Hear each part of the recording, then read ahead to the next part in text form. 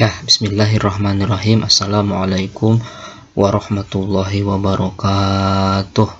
Alhamdulillah wa syukurillah. Wassalatu wassalamu ala rasulillah Muhammad ibni Abdillah wa ala alihi wa sahbihi wa mawala. Rabbi syrah li sadri wa yassir li amri wahlul 'uqdatam min lisani yafqahu qawli. La haula wa la quwata illa billahil aliyyil azim. Anak-anakku sekalian, alhamdulillahirabbil alamin, setelah kita melaksanakan PTS penilaian tengah semester minggu kemarin, sekarang kita kembali lagi ke materi. Ya, materi yang akan kita pelajari sekarang adalah fikih, yaitu tentang sholat berjamaah, membiasakan sholat berjamaah. Anak-anakku sekalian, sholat berjamaah itu susah sekali ya. Sangat susah sekali. Kalau tidak dibiasakan itu susah sekali. Kalau tidak susah, harusnya masjid itu penuh ya. Sholat subuh 5 shaf ya, bahkan mungkin sampai 10 shaf. Ini sholat subuh juga rata-rata di masjid itu 2 shaf juga tidak penuh ya. Tapi ada di masjid yang lain ada yang sampai penuh, kayak sholat Jumat gitu. Tapi kebanyakan di masjid-masjid itu seperti itu. Sholat maghrib cuman maksimal 5 shaf itu ya. Itu menandakan bahwa sholat berjamaah itu susah. Padahal di sholat berjamaah itu banyak sekali pahalanya ya. 27 dibandingkan dengan sholat sendiri, yaitu cuma 1 pahalanya. Nah, makanya anak-anak, siapa yang tidak mau ketika kita sholat berjamaah itu Allah itu sedang memberikan rahmat kepada kita. Anak yang rajin sholat berjamaah, orang yang rajin sholat berjamaah itu akan menemukan kehidupan yang indah, kehidupan yang mudah, tercapai cita-citanya, jadi orang yang pintar. Siapa yang tidak mau seperti itu ya? Bapak juga mau, kalian juga mau. Makanya sholat berjamaah itu harus dibiasakan dari sekarang, mumpung masih kecil ya. Pertama, kebiasaan itu pertamanya dipaksa kebiasaan itu ya. Kemudian setelah dipaksa, kemudian jadi terbiasa.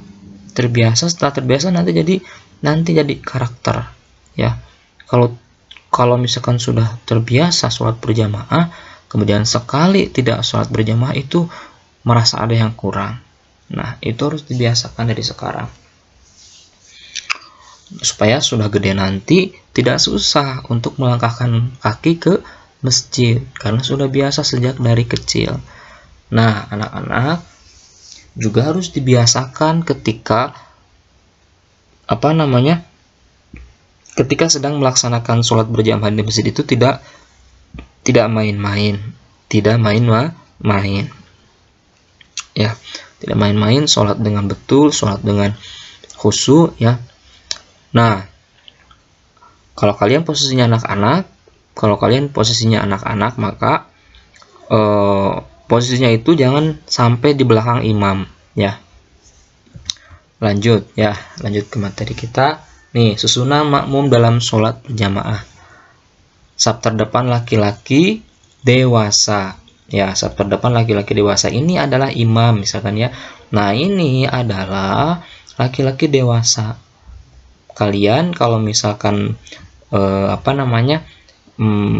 ada jamaah bapak-bapaknya, kalian jangan di sini, jangan ya, di belakang, di saf kedua atau di saf ketiga. Kalau misalkan di saf ketiga udah tidak ada bapak-bapaknya, maka kalian di sana. Atau di saf kedua bapak-bapaknya misalkan tidak cukup, maka kalian boleh di sana. Jadi yang di depan ini utamakan bapak-bapak, laki-laki dewasa, pemuda gitu. Apalagi ini ya, yang di belakang imam, yang ini nih, ini imamnya, ini makmumnya. Yang di belakang imam ini harus bisa menggantikan imam kalau misalkan imamnya itu batal. Harus bisa memberitahu imam kalau imamnya lupa. Ini ya, maka kalian jangan di sini. Itu tidak boleh di sini. Jadi kalian di saf di belakang orang, atau bapak-bapak, atau di belakang laki-laki dewasa, pemuda itu kalian ya anak-anak. Yang pertama adalah saf terdepan laki-laki dewasa. Setelah imam itu saf terdepan itu adalah laki-laki dewasa. Kemudian saf selanjutnya kelompok anak laki-laki. Nah, setelah orang dewasa itu di depan ya, misalkan orang dewasanya banyak, ada 2 saf, maka kalian di saf ketiga. Atau misalkan bapak-bapaknya orang dewasanya itu sampai 1,5 saf, yang artinya di saf kedua itu tidak penuh, maka kalian boleh di sana bareng gitu ya.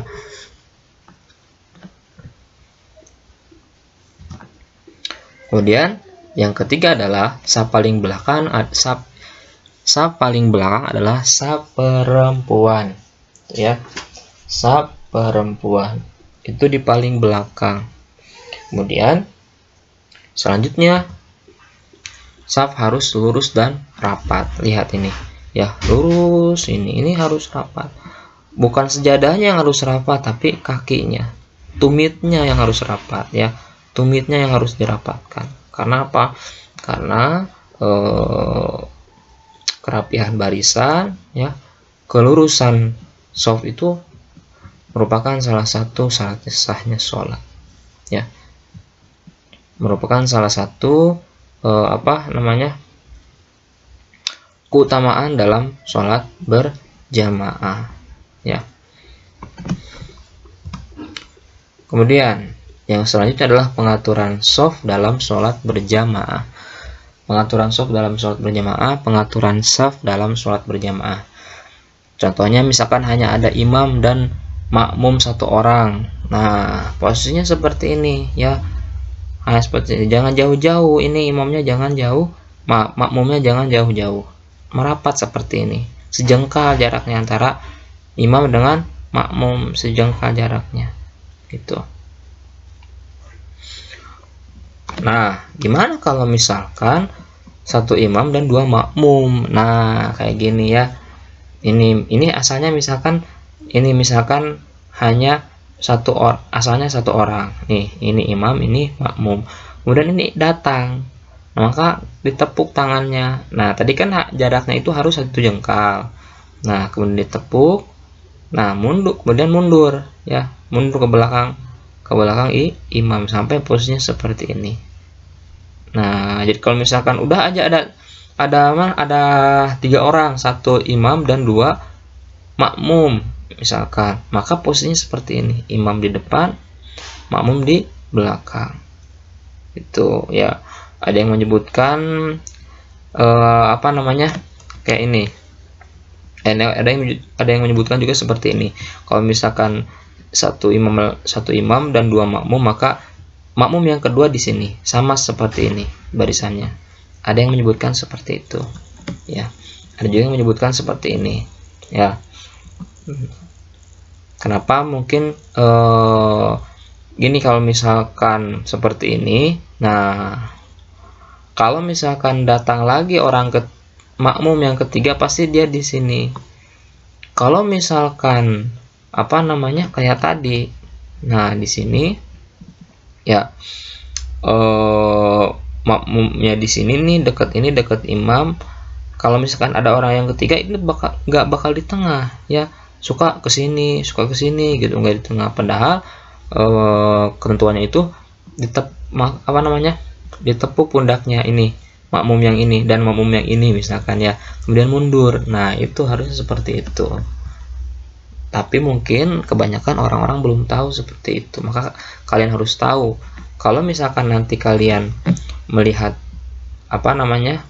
posisi seperti ini imam, ini makmum, ya, ini makmum di sini sama barisannya misalkan seperti ini. Kemudian datang kamu ke sini, maka jangan diam di sini. Tepuk ininya, pundaknya. Nanti mereka mundur, maka kamu di tengah-tengah, di belakang imam ini. Nah, gitu ya. Itu harusnya seperti itu. Nah, selanjutnya imam wanita dari jamaah wanita berada di tengah-tengah saf pertama jamaahnya. Ya, sama kayak tadi kayak posisi sholat berjamaah laki-laki. Gitu. Imam wanita itu tetap berada di tengah-tengah, di paling depan, ya. Kemudian selanjutnya, jika seorang menjadi imam orang banyak dari laki-laki, wanita, dan anak-anak, maka laki-laki dewasa berada di barisan depan. Nah, berada di barisan depan. Disusul dengan anak laki-laki. Nah, gitu ya. Ini imam, di sini harusnya anak-anak dewasa kalau ada, atau bapak-bapak di sini ya. Bapak-bapak di sini. Kemudian setelah habis bapak-bapak, maka anak-anak diikuti dengan anak-anak laki-laki ya. Nah, kemudian ada jamaah perempuan. Nah, untuk jamaah perempuan yang setelah setelah jamaah anak laki-laki, maka yang di belakang anak laki-laki itu di kelompok jamaah perempuan itu yang di depannya itu adalah anak perempuan. Jadi untuk wanita dewasanya itu di paling belakang ya. Untuk wanita dewasanya di paling belakang. Nah, anak-anak itu yang materi kita kali ini yang dapat Bapak sampaikan ya. Kalau misalkan tidak paham, silahkan ulangi kembali materi ini ya. Karena ini harus tahu, ini manfaatnya akan kalian rasakan ketika kalian sholat berjamaah di masjid. Siapa tahu nanti kamu yang jadi imam di masjid itu, maka kamu harus bisa mengatur barisan makmum ya, barisan makmum. Jadi kalau misalkan ada bapak-bapak, ada pemuda, itu diutamakan paling depan dulu, anak-anak di belakang, atau anak-anak di bagian samping, jangan di belakang imam. Karena orang yang di belakang imam itu adalah orang yang bisa menggantikan imam, orang yang bisa memberitahu imam ketika imam lupa atau ketika imam salah. Nah, itu anak-anak yang dapat Bapak sampaikan di pertemuan kali ini. Mudah-mudahan kalian mendapatkan ilmu yang bermanfaat. Mudah-mudahan kalian menjadi orang yang pintar, anak yang soleh, anak yang berbakti kepada kedua orang tua. Kita ucapkan hamdalah bersama-sama. Alhamdulillahirabbil alamin. Wabillahi taufiq wal hidayah.